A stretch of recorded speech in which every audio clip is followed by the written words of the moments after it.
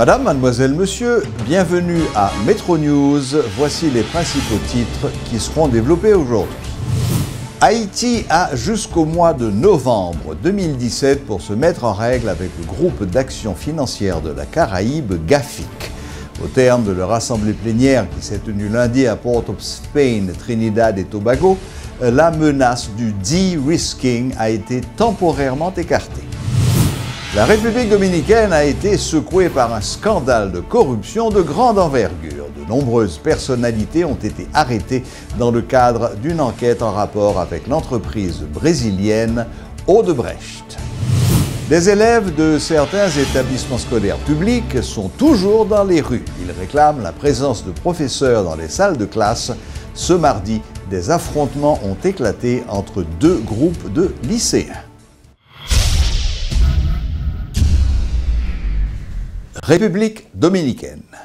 14 personnalités politiques, des ministres, sénateurs, députés ont été arrêtés lundi pour leur implication présumée dans un scandale de pots de vin. La presse dominicaine évoque un montant de 92 millions de dollars versés par l'entreprise brésilienne Odebrecht en échange de contrats de travaux publics. Un projet de loi sur la sécurité foncière a été présenté par le sénateur Jean-Renel Senatus. Ce document doit permettre de résoudre les problèmes des spoliations. Ce texte, actuellement en discussion avant d'être déposé au Parlement, responsabilisera les mandataires, les arpenteurs et les notaires. Il permettra de sévir contre les élus et les fonctionnaires qui se rendraient coupables d'abus et protégera les acheteurs de bonne foi qui ont suivi la procédure légale. Une fois la loi a été adoptée par les deux chambres, il y a une réponse immédiate qui pose un problème. Un, il y a une forme de peur qui peut créer caille volontaire pour qu'on ait avant même qu'ils ont engagé pour faire verset 25, il dit pingo prend un engagement sacré sont pas réfléchis. Dans le texte de loi nous dit affaire dit la responsabilité pénale et personnelle là lorsque moi entends moi à d'elle pour me poser une infraction pour me commettre une infraction la loi relève ou bien relève complice ou bien relève co-auteur des infractions que moi à d'elle nous commettre là à l'état actuel de notre législation je dis il pas poursuivre mandataire. Dans le texte de loi, nous dit le mandataire, avant même de recevoir l'ordre d'agir, il doit questionner la légalité de l'ordre, la légalité de la mission qu'il a conférée à lui-même dans le mandat, parce que lui a encouru même peine que moun qui bat le mandat son mandat. Là-dedans, nous prévoyons une peine qui allait jusqu'à 3 ans pour mandataire qui a fait des ordres. Avec moun qui a envahi tes moun tout. Parce que ou pas de droit monter sur tes moun. Alors qu'on connaît que c'est pas pour lui. On connaît pas pour. Maintenant, question ça, il est censé résoudre. Moun yo a connaît pas à l'envahir tes moun pour y aller voler tes moun sans que yo pas de droit faire ça. La loi est prohibée. Mais nous avons une chance avec un paisible citoyen qui a acheté Kay notaire, les papiers arpenteur, li occupé à titre de maître. Nous te dit 10 ans, nous bail 1 an, 10 ans trop, nous bail 1 an.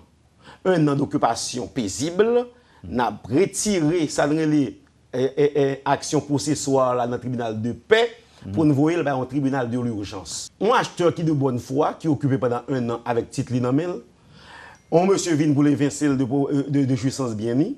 Eh bien, dans le texte de loi, ça, il permet de faire un recours en référé. Et le juge des référés a seulement regardé comment l'occupation a été faite.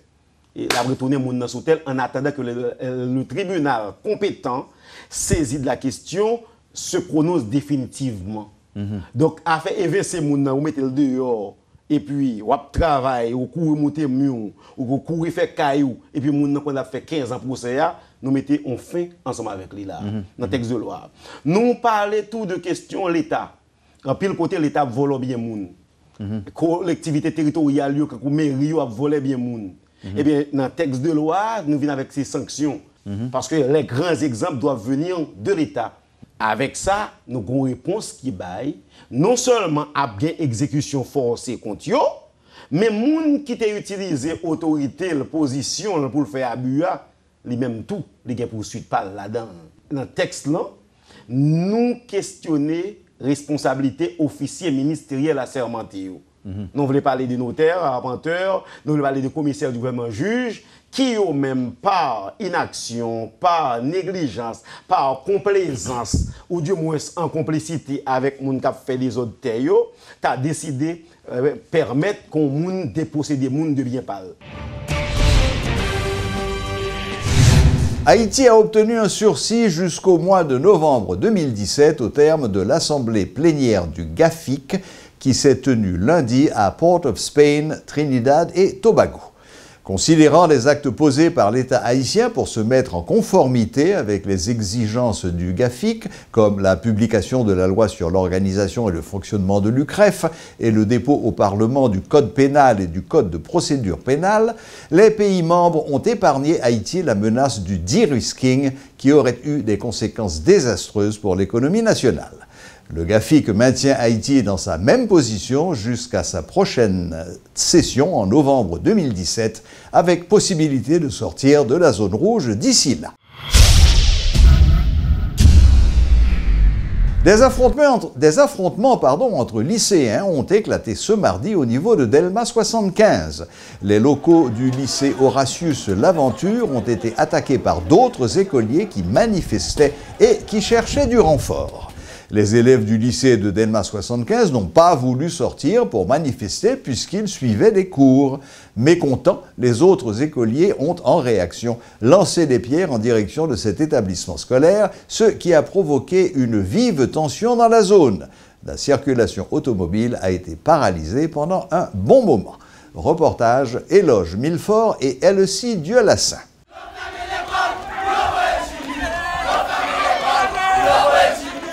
Partis du lycée Jean-Marie Vincent à Carat 2, les écoliers ont manifesté une nouvelle fois dans la capitale ce mardi. Après une première pause au lycée de Petite Place Cazaux, ils sont repartis encore plus nombreux. Le retour des professeurs en salle de classe était leur principale revendication.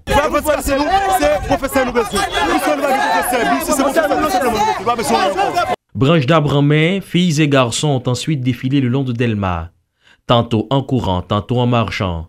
Par la rue Charbonnière, ils ont atteint le lycée Horatius L'Aventure, situé à l'angle des rues Faustin 1er et Catalpa à Delma 75. Sûrs de l'appui de leur père, les manifestants ont investi les locaux de l'institution. Mais coup de théâtre, l'appel à la mobilisation n'a pas été suivi par les élèves du lycée Horatius L'Aventure.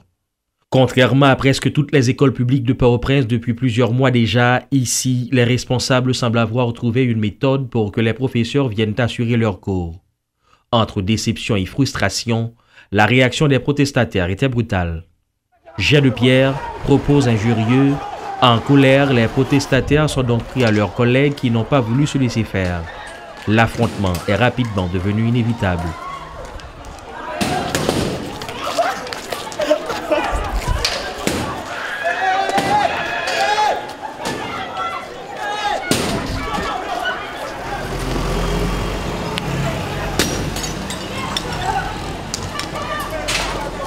Jusque-là encadrée uniquement par un véhicule de police, la foule a fini par bloquer la circulation dans la rue Faustin 1er.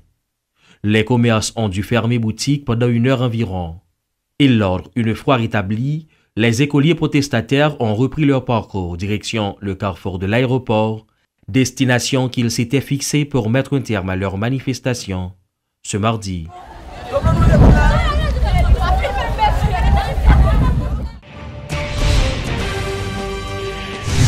Les négociations entre les autorités et les syndicats d'enseignants sont sur le point d'aboutir, affirme le ministre de l'Éducation nationale.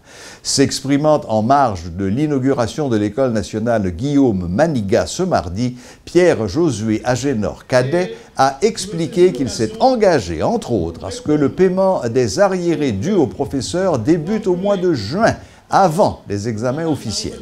Ceci pour mettre fin à la crise qui perdure dans le secteur de l'éducation en Haïti depuis de nombreux mois.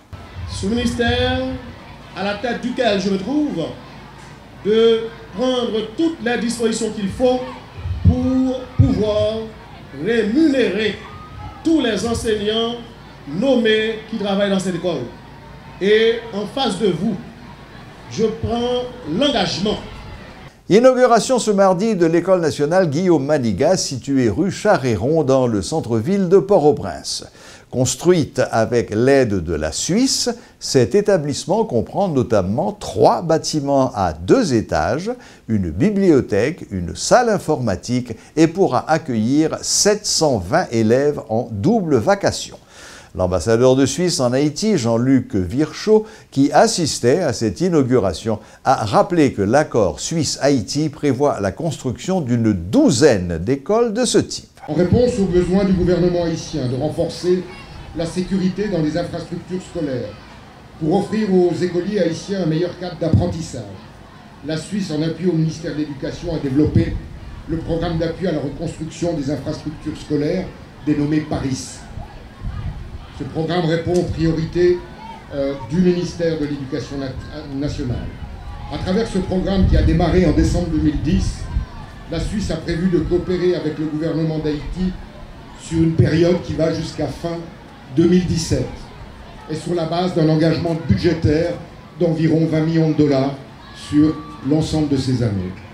Ce programme, piloté conjointement par l'ambassade de Suisse et le ministère de l'Éducation, a permis de construire 12 écoles, dont 2 FACAP, soit 140 salles de classe au profit de 8760 écoliers du niveau fondamental.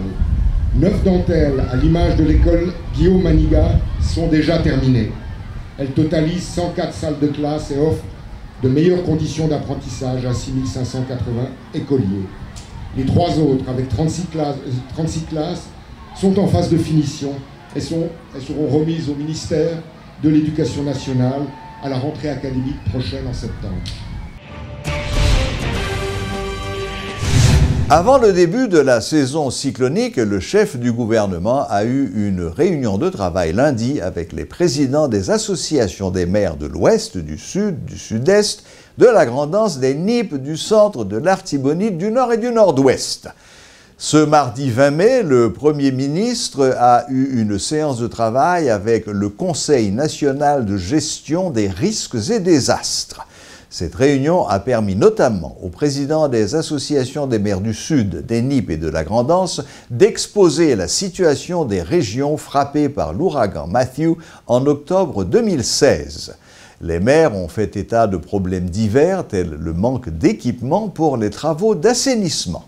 Nous sommes à moins de 48 heures du premier jour de la saison cyclonique. Une longue saison qui dure 6 mois et dans laquelle le gouvernement et la population restent très attentifs à l'évolution de la météorologie dans le bassin de la Caraïbe. Le sud de notre pays est si souvent dévasté, tandis que d'autres départements enregistrent de graves inondations ou perturbations à l'heure des cyclones. Face aux graves conséquences des plus terribles cyclones et ouragans dévastateurs qui traversent notre pays et la région Caraïbe, les autorités haïtiennes ont conçu et amélioré depuis une quinzaine d'années un plan national de gestion des risques et des désastres. Ce plan comprend une définition claire des responsabilités, de l'organisation, de la direction et du contrôle de la gestion des risques et des désastres. Il détermine les actions à entreprendre dans les phases de préparation, d'alerte, de réponse, de réhabilitation et de reconstruction. C'est le moment de rappeler à l'attention de chacun de vous en particulier et du public en général qu'il existe un comité national de gestion des risques et désastres, le CNGRD, lequel regroupe les autorités au plus haut niveau de l'État et des représentants de la société civile. Lancement officiel ce mardi de la caravane mémoriale. Cette nouvelle édition se déroulera les 3 et 4 juin prochains dans la ville de Jacmel. Selon Jimmy Albert du comité CBMDF, cette activité religieuse s'inscrit dans le cadre du centenaire de Notre-Dame de Fatima. 8e caravane rivé, c'est pour week-end 3-4 juin 2017 là, dans Jacmel, caravane de l'amour.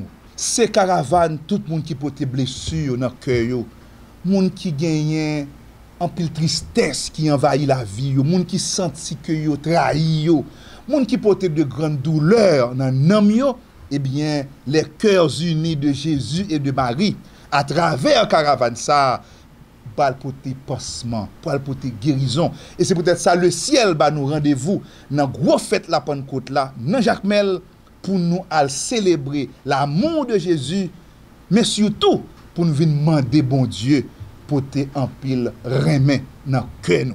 Et c'est peut-être ça nous-mêmes pèlerins d'hier nous convier dans 8e caravane pour que à travers grande procession nous pral faire cap sortir dans cathédrale Jacmel, rive dans salle polyvalente là, et bien pour nous porter la prière nous.